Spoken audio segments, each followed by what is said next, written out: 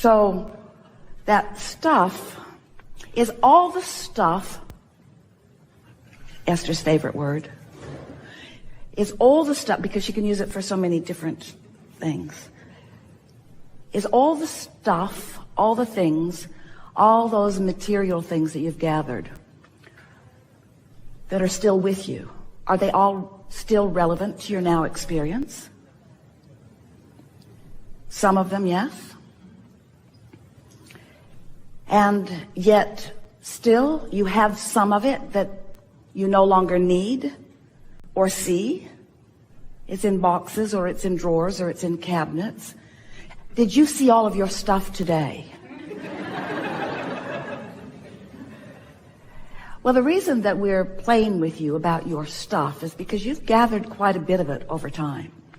And we know new things happen and you move into a new space and the new stuff becomes more relevant, like your clothes closet. There are all those clothes and only some of them that you wear. And it's a bit like the beliefs that you hold. You've been gathering them up along your way and holding many of them to you much longer than the time that they serve you.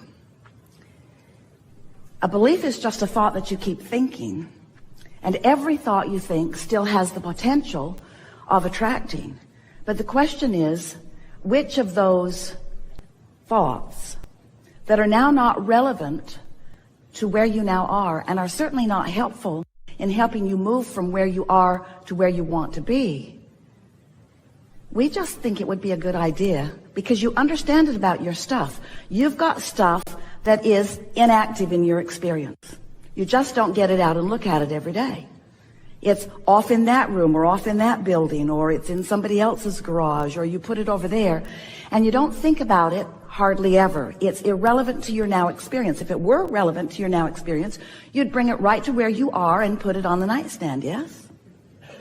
But because it's irrelevant to your experience, you tend to let it go. Even if you don't remove it completely from your experience, you remove it by your lack of attention to it from your active experience. You are following? And yet there are beliefs that you've been dragging around that don't serve you, that you don't put in the closet and leave them there unnoticed. You bring them out every day and dust them. And in doing so, in bringing them out every day and dusting them off and showing them to others, I hate this thing, but look at it. I didn't like it the first time I ran across it, but I take it everywhere I go and I show it to everyone I know. And we think that it might be a good idea to begin sifting through your belief closet in the way that you've been sifting through your clothes closet, and just finally acknowledge, I'm not wearing that anymore, I'm not wearing that anymore, I'm not wearing that anymore, I don't need that, I don't need that, I really, really like that. In other words, at one time it served me, at one time I wore it a lot. But now it's out of fashion. It's not up to speed with what's going on actively now. And so I'm just not going to do that anymore. So how do you allow an unwanted, unproductive, unhelpful belief to become inactive? Just don't get it out and show it to anybody. Don't talk about it. When you think about it in relationship to where you want it to now be, and just sort of release it. You are the creator of your own reality. Do you know that? And the way you create your own reality is by offering a vibration that law of attraction responds to. By creating a vibration that equals your point of attraction. And your point of attraction is what's coming to you at all times. It's a vibrational response to your vibration. What you think causes those vibrations. Whether you're thinking about something from the past or something in the present or something in the future, your active attention to it in this moment where all of your power is what causes your point of attraction. So a belief, unless it's active, has no drawing power. It has no effect on what's going on in your experience right now. Most humans don't know that because they keep getting them out and dusting them off. They keep activating those beliefs by attention. They'll see something on television, or they'll read a book, or they'll be talking to someone across the table, and someone else who's having an experience begins to mention something, and as they mention it, you think about it, and as you think about it, you add to it, and as you add to it, you can reactivate a belief in about 17 seconds. Get past the 68-second mark, which is 17. Get past the 68-second mark, and you've got an active enough belief that it is now affecting your relationship with the manifestations that you're really looking for. So I want to just briefly give you the big picture. You were source energy before you came into this physical body, and the most of you still is. In other words, it's just a little bitty bit of you that's here now. And we don't want to minimize the importance of you in your now personality, but we do want you to put it in perspective with all that you really are, with all that you have become, and with all that you are every day becoming. So as you're here in this physical body, exploring the magnificent details of this time-space reality, you keep synthesizing the data. You just can't help but observe it, notice it, relate to it, and have an opinion about it. You can't help but do that. Your perspective demands it.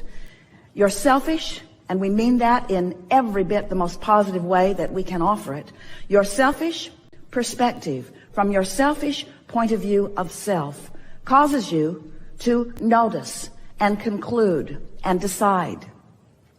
So as you are moving about your day, sifting through the data, many things are occurring to you, and your preferences are noted by the larger part of you, even if you don't have time to talk about them to yourself or to those around you. In other words, when something feels off to you, you launch a rocket of what you think from your now perspective would be the improved version of that. And you're doing it at all levels of your being. It is, in fact, what the evolution of all species is about. You just can't help but stand in your now, perceiving from your point of self, without acknowledging an improvement. It is the orientation of all that is, and it is absolutely the orientation of that which is you. Leading edge creators, pioneers in a sense, out here on the leading edge of thought, having exposure to life experiences, which is giving birth to new rockets of desire. It is the perfect setup. You knew it when you came. So you're launching these rockets of desire all day, every day. Many more than it would even be helpful if we tried to acknowledge or count, because they are happening at all levels of your being, even cellular levels of your being. You're launching the rockets, launching these rockets of desires, preferences, improvement, what would be better. And as you're doing that, that larger part of you that we were talking about when we first began becomes the vibrational equivalent, synthesizes into its beingness the new improvement that you have just offered. In other words, the larger part of you, the vibrational part of you, the eternal part of you, the part of you that always has been and always will be, the part of you that's ready for you in all moments of all days, stands as the vibrational equivalent of everything that you have become, and stands in appreciation of it and in collective consciousness with all of the others. And that is, we don't want to upset you in any way, what man wants to call God. It is that collective consciousness of the furthermost expansion of all of that experience, that loving presence that knows well-being and focuses singularly on well-being, never on absence of it. So that larger part of you holds that vibrational equivalent. And now what this gathering is about, or at least what we always want to talk with you about, and it's really what you want to talk about whether you know it's what you want to talk about or not, because everything that you want ties into this completely. But what we want to talk about is your relationship right here, right now, with that expanded part of you. Because everything that you are living is about that. Everything that you are feeling is about that and nothing less than that. In other words, when you feel love, you're in alignment. You have, in this moment, by your attention to whatever you're giving your attention to, found the same vibrational offering that the source within you is offering about the same subject. And we want you to know that the source within you does have an opinion about the subject that you are focused upon here and now. That's really worth slowing down a little bit and contemplating, because it means a whole lot of things that you may not even have been thinking about, things that are really important to you when you do think about them. What we just said is, when you have a thought or an opinion about something, the source within you is having a thought and an opinion about that same thing. That means you have the attention of Source at all times. That ought to make you feel backed up. That ought to make you feel supported. That ought to make you feel cared for and loved and adored, because that's what it means. So as you are focused upon something and feeling uncomfortable about it, any kind of negative emotion, from mild discomfort to real panic or distress, that means, and it only means, but it really means, and it's important that it means, but it only means, and we're glad that it means, and we want you to consciously know that it means that your opinion and the opinion of Source differs. I hate that guy, you say. And when you feel that distress that you would call anger, or revenge, or even fear, those emotions are letting you know that you have a vibrational variance from Source, who is looking at exactly the same thing at exactly the same time and feeling differently. Differently how? Source loves that guy.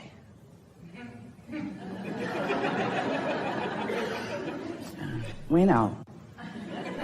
Now you want to explain to Source why Source is wrong, don't you?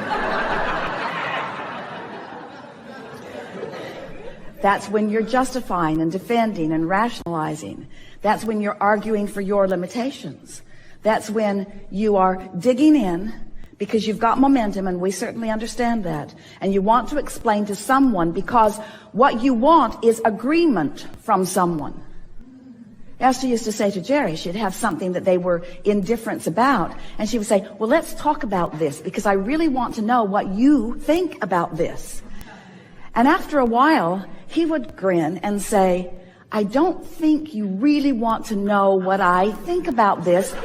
I think you want my agreement. I think you're looking for my agreement. And that's not a bad thing. It's just misplaced because you're looking for the agreement in the wrong place. You're looking for the agreement. In other words, we know it feels better to you when you've had an experience and something has happened to you, and especially if you didn't like it, and you don't want it to happen to you again, and you don't want it to happen to anybody else. It feels to you like you might want to do some convincing of others that this kind of a manifestation happened to you, and therefore you believe it could happen to others, and you would like to try to prevent them from having the same experience. We know that is your motive in many cases for wanting to get the agreement of others. You feel in your lack of power and strength that if you could gather together in numbers and get more people on your side of the equation, because your side of the equation, let's face it, is always right, yes? So if you can just convince them of the rightness of what you are talking about, and more of them would come to the rightness of what you are believing, then you believe that everything in your world would be all right. But we want you to understand that you're not looking for the agreement from others. You're looking for the vibrational agreement within yourself. You're looking for the agreement that causes your point of attraction to be clear and vivid and powerful and sharp. And most important of all, you're looking for the agreement, or your point of attraction. You're looking for the agreement that lines up with all that you've become, with that larger part of you. You're looking for the agreement that Source stands in. You're looking for the fullest part of you. Friends, we know sometimes it doesn't feel like it, but you are looking for the agreement of love, because anything less than that is you diverging from who you are, you watering down the clarity of who you are, you disallowing a larger part of who you are, you offering a weaker vibrational point of attraction than you mean to offer, and that is why you keep wanting to gather together with groups of others in larger and larger numbers to try to make up for the vibrational loss.